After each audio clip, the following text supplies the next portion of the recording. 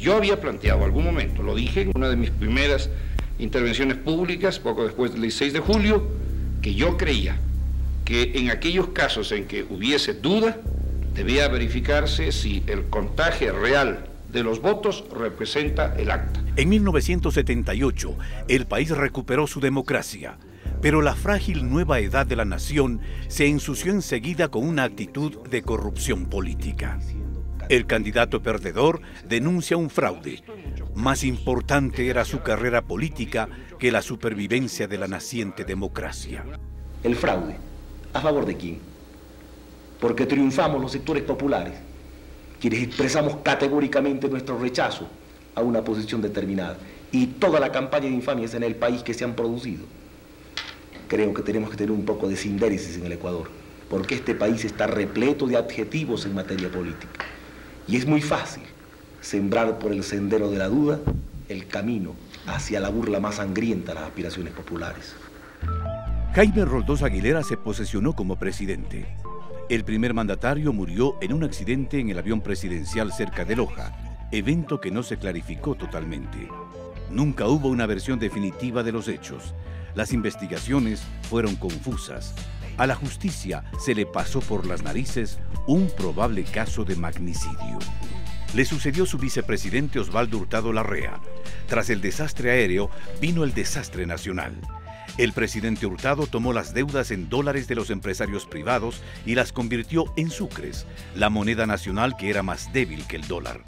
En ese cambio de monedas, según analistas independientes, se esfumaron unos 7.000 millones de dólares. Yo no puedo crear, mediante métodos mágicos, dinero para distribuirlo entre todo el pueblo ecuatoriano. El mismo gobierno de Hurtado fue el garante de la compra de una procesadora de basura, alentada por el alcalde de Guayaquil, Antonio Gana. El Contralor de la Nación de ese entonces concluyó lo siguiente: el precio original fue de 16 millones y se terminó pagando 60 millones, un sobreprecio escandaloso. En su informe dio a conocer que el equipo se pudrió en el puerto de Guayaquil. El sindicado cumplió su sentencia en un hospital. Muy cerca de este escándalo y otra vez en Guayaquil, se fraguó otro, de la construcción del nuevo terminal terrestre. La Comisión de Tránsito del Guayas adjudicó a dedo la construcción de esta obra. La empresa extranjera, a su vez, contrató a Matrixa para la construcción de las vigas y las losetas que no se fabricaron de acuerdo a las necesidades del edificio. El terminal pudo ser ocupado un año después y de manera parcial, pues se comenzó a derrumbar. El Estado ecuatoriano se perjudicó en 100 millones de dólares, pues le tocó reparar los daños. Ninguno de los involucrados en este caso fue sancionado. ¡Juro ante Dios y ante la patria que jamás os traicionaré! Entre los muchos actos de prepotencia que protagonizó el expresidente Febres Cordero, al que más empeño le puso fue a tomarse por asalto el sistema judicial, para tapar los actos de corrupción que abundaron durante su gobierno y para perpetuar la persecución judicial contra sus enemigos políticos. Un acto corrupto que usó por décadas. Debido al neoliberalismo fanático, el mayor beneficio del petróleo era para las corporaciones internacionales. Las telecomunicaciones eran deficientes. La educación sobrevivía a la desatención y los bajos presupuestos. Nadie sabía cómo se hacían los contratos con el Estado. El Ecuador era uno de los países con más evasión y elusión. Instituciones como el registro civil eran una falta de respeto para los ecuatorianos. Guayaquil, el reducto social cristiano, es una ciudad de grandes contrastes. La vía perimetral, una enorme autopista que pasaba justamente por donde tenía planes inmobiliarios el entonces gobernador del Guayas, Jaime Nebot Saadi. Posteriormente, el ministro de Industrias del gobierno social cristiano, Javier Neira, fue acusado de peculado por participar en la contratación de una empresa que ofrecía servicios hospitalarios. El caso Ecua Hospital terminó como otros. El acusado huyó a Miami a gozar de las playas y la plata mientras prescribía el proceso. De igual manera, León Febres Cordero, su yerno Miguel Orellana y el israelita Ram Gassid fueron procesados por pagos indebidos de $150.000 que supuestamente fueron usados para la lucha contra la guerrilla. Los roldosistas insultaron a los dignos. Dajig intentó protestar.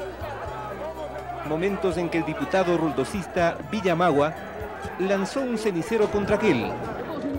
Señor, que vean los medios de comunicación. Señor, que vean lo que me han hecho. Para 1986, el Congreso se ganó el nombre de circo, pues los diputados no debatían, no pensaban. Entre socialcristianos y roldosistas resolvieron las cosas a puñetes y a bala. Con la justicia rodeada por armas, la corrupción campeaba a sus anchas. No es posible, señores, que los socialcristianos y el PRE hagan esto. ¿Quién fue, doctor? ¿Quién fue? Jacobo Bucaram. ¿Y el que lanzó el cenicero? Fue el diputado Villamagua contra el diputado Dajig. Y por decir eso, para que se detenga la violencia, me hacen esto. No es justo, señores. Lo que pasa es que se juegan intereses económicos muy grandes. Y eso es lo que en este momento ellos tratan de imponer. Una amnistía que no tiene los votos. El 31 de agosto de 1990, el entonces diputado Jaime Nebot respondió así ante los argumentos dichos en su contra por parte de otro legislador. Es para mearte, insecto, hijo. No puedo pegarte, tengo que mearte. Es para mearte, hijo. Maricón. Raúl Patiño, no te metas, tú eres decente. No te metas ahí. No te insultar. No puedes insultar aquí, pues.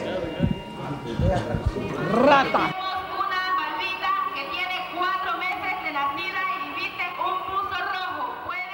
Elsa Bucaram era la alcaldesa de Guayaquil. Otra vez la ciudad era el botín de los pillos. Lanzó juguetes desde un balcón a los pobres como se lanza maíz a las gallinas. Una veintena de muertos fue el saldo de uno de los actos más inhumanos. Estoy en contra de la alcaldesa porque he perdido a mi madre. No solamente porque he perdido a mi madre, sino que ella no debe hacer esos entrega de juguetes tan bruscamente, anormalmente, porque ella es un ser humano y tiene que darle respaldo al ser humano, no hacer matar a la gente. Aquello que muchos estimamos es una última oportunidad. Sixto Durán Ballén ganó las elecciones y de hecho ganó otra vez el Partido Social Cristiano. Y volvieron a las de siempre. El Estado empresarial busca todas las maneras de beneficiar a los negocios privados. Siempre se prefirió contratar a corporaciones que vendían electricidad y crear las competencias nacionales para satisfacer esta necesidad. El peor momento fue la conocida Hora de Sixto. El entonces presidente Sixto Durán Ballén decidió modificar los relojes para que los ciudadanos consuman menos energía. Todo con tal de mantener los privilegios de corporaciones privadas. Se propiciaron leyes para quitar los controles al sistema financiero.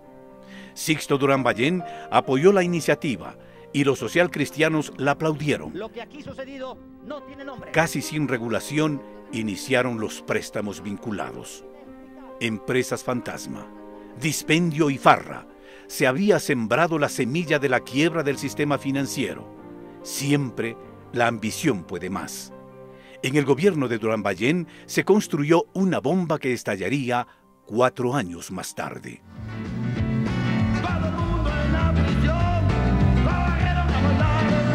El arribo del roldosista Abdalá Bucaram Ortiz añade colorido, música y baile a una tragedia vergonzante.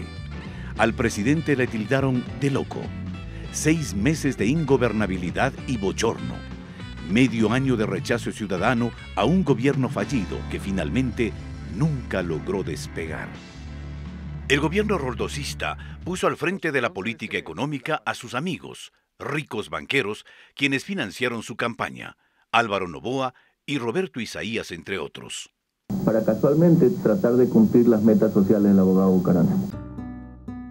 El gobierno del abogado Abdalá Bucaram subió los precios de los servicios públicos, las tarifas telefónicas, la electricidad en un 500%. Eliminó el subsidio al gas doméstico, impuso el cobro en los hospitales públicos y subió el pasaje del transporte popular. No paró el incremento mensual de los precios de la gasolina y de otros derivados del petróleo.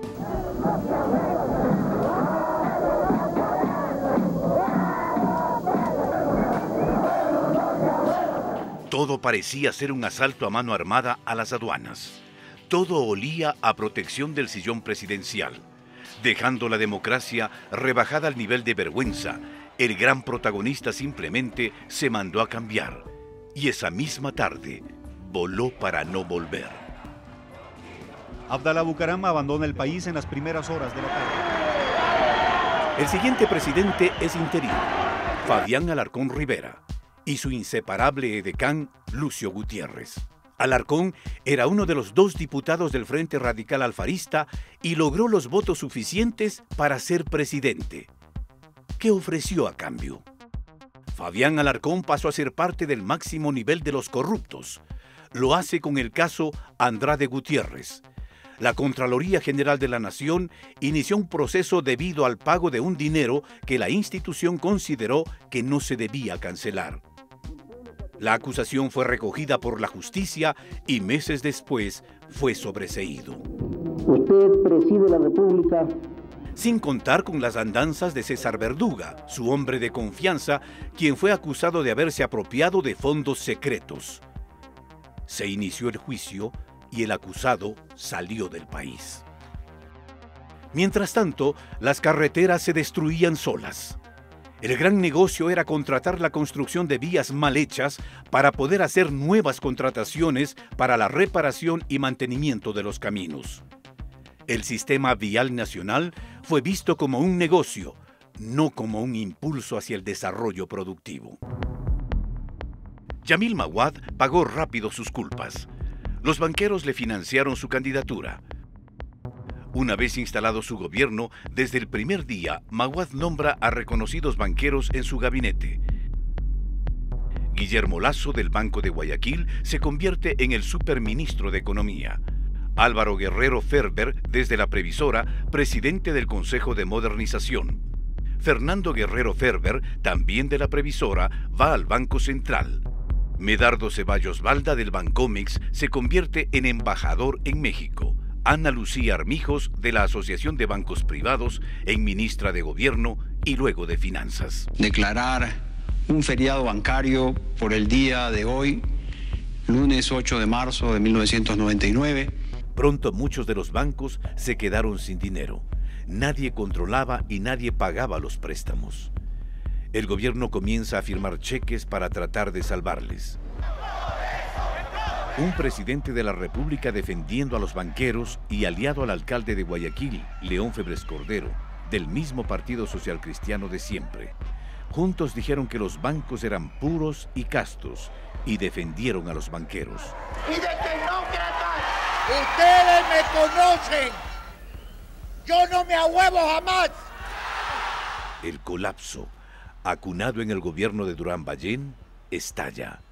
Y es imparable. El gobierno jamás va a incautar, jamás va a confiscar las cuentas de nadie. No tenemos ni para comer ni para una taza de leche, señor. Tengo yo muchos hijos y no tengo ya que darles buey. Yo solo lo que vivía es de los intereses. Se abran las cuentas y los niños todos afanosos.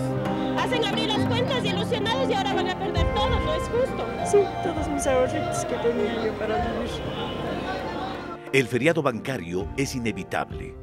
Congela los ahorros y luego se asesina al sucre, la moneda nacional. El Ecuador está sumido en la mayor crisis de su historia. Ecuador dolarizó su economía y Gustavo Noboa la ejecutó con precisión. La tragedia se repitió con secuelas tristemente célebres. Compatriotas desolados, el país en crisis. Las fechorías estuvieron a la orden del día. Solo 3 banqueros, Roberto Aspiazu, del que un día fue el Banco del Progreso, Alejandro Peñafiel, del quebrado Banco de Préstamos, y Nicolás Landes, del ex Banco Popular, estuvieron presos. El resto, bien gracias, disfrutando en el exterior con el dinero de los ecuatorianos. Leonidas Ortega, del ex Banco Continental, los hermanos Roberto y William Isaías, del ex Filambanco, Roberto Vaquerizo Valenzuela y Washington Álvarez Valenzuela del ex Banco La Unión son algunos de los nombres que figuran en la larga lista de banqueros que estafaron a sus clientes como si nada. Porque la corrupción se expresó también en el perverso desmantelamiento de las instituciones, de la educación y salud pública, o en los memorables perjuicios en cada negociación de la deuda externa. Se llegó al extremo de tratar de privatizar los correos por la miseria de $15,000 al mes.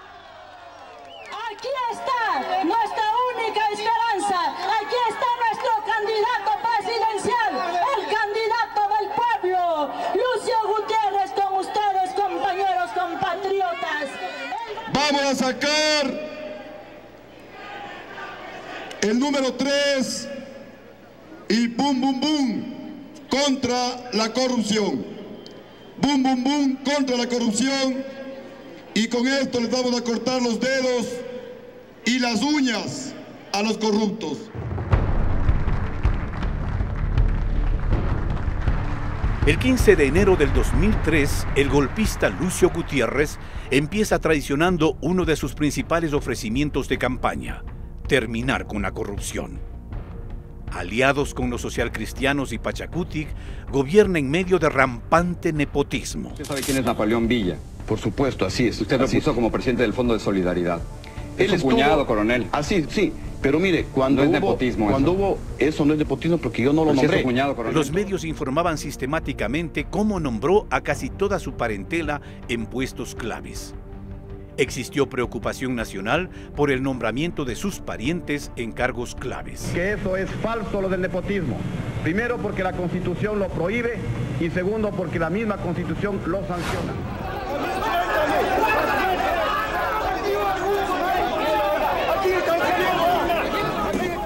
Presidente, ¿cómo está? Buenas tardes. Encantado de saludarlo. Sí, gracias. Muy bien. El honor es mío. Para mí es un gran honor. Se declaró un servidor incondicional de George Bush, expresidente de Estados Unidos, a quien visita junto a dos políticos que hoy son candidatos. Señor presidente, vamos aquí para los fotos. Ahí va. Muy bien, muy contento. Sí. ¡Ándale! El señor presidente Bush está muy abierto y muy dispuesto y muy preocupado por la situación de pobreza que existe en el Ecuador. Nosotros le hemos dicho que queremos convertirnos en el mejor amigo y aliado de los Estados Unidos. El pueblo no come cuentos. La traición no cambia de vestimenta, como tampoco la incoherencia ni la falsedad. Hemos colocado una piedra. Si todos los ecuatorianos colocaríamos una piedra, tendríamos 13 millones de piedras. Y si todos los días haríamos este trabajo, todos los días tendríamos una inmensa cantidad de piedras. Las visas a ciudadanos chinos a través de sistemas dudosos se sumó a la intervención en el Tribunal Electoral y, sobre todo, el reemplazo de los magistrados de la Corte Suprema de Justicia. ¡Pichi fuera! Las imágenes de los medios no se han olvidado. Partidarios de Gutiérrez dispararon a los manifestantes desde el edificio del ex Ministerio de Bienestar Social. El pueblo rechazó la corrupción sistémica y derrocó al coronel. Mirando a mi madre, que desde el cielo me bendice, desde este altar de la democracia y frente al pueblo de la patria, quiero decirles que prometo cambiar al país o morir en el intento. Ahí va a elevarse el helicóptero, señores. Se va Gutiérrez. Se va Lucio Gutiérrez. Señores, un helicóptero del ejército ecuatoriano le ha sacado del Palacio de Carondelet. En esta imagen se aprecia a Gutiérrez corriendo despavorido de vuelta al helicóptero. Al intentar subir, la desesperación lo hace resbalar. Después de que el gobierno de Gutiérrez destruyó la economía nacional, culminaron días de altísimo riesgo para la institucionalidad y la democracia en el país.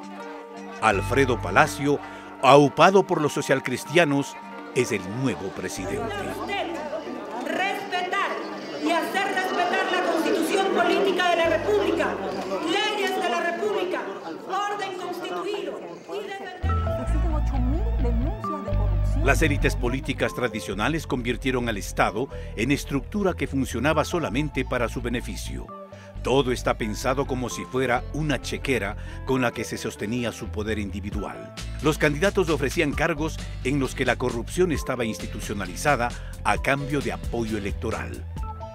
Cuando ganaban las elecciones, se instalaban nuevos actores para beneficiarse de una corrupción antigua y bien organizada. Ella va a estar en el programa Joaquín Gallegos Lara, ¿no? Sí, también ya. ¿Sabe lo que es el programa? Ya se lo va a ser muy bueno. Ya lo aplicó ya. Vas a recibir un sueldo básico, pero para que te quedes en la casita cuidando. En nuestra revolución, ténganlo por seguro, no se tolera la corrupción. Y los pocos casos que han existido han sido denunciados y perseguidos por el propio gobierno. En el 2004, prohibido olvidar, abusan de nuestra frágil memoria. En el 2004 el Banco Mundial nos calificó como el país de menor control a la corrupción. Aquí están los datos, lo pueden ver en la diapositiva. Y en el 2005 teníamos la más alta percepción de corrupción de funcionarios públicos. Ahora somos el único país de la región donde más de la mitad de la población percibe que se ha reducido la corrupción. En cuanto a percepción de transparencia en la gestión del gobierno, el Ecuador está en el segundo lugar a nivel latinoamericano, solo superado por Uruguay. Cuando el Ecuador vive una nueva era, la revolución ciudadana la enfrenta y actúa con orden y valentía. La renegociación de la deuda externa ahorró centenas de millones de dólares que se invirtieron en obra y gestión. Hoy, el sistema público de salud es moderno y competente. Los jóvenes tienen oportunidades de estudio calificadas y desarrollan sus talentos en escuelas del milenio y en colegios emblemáticos.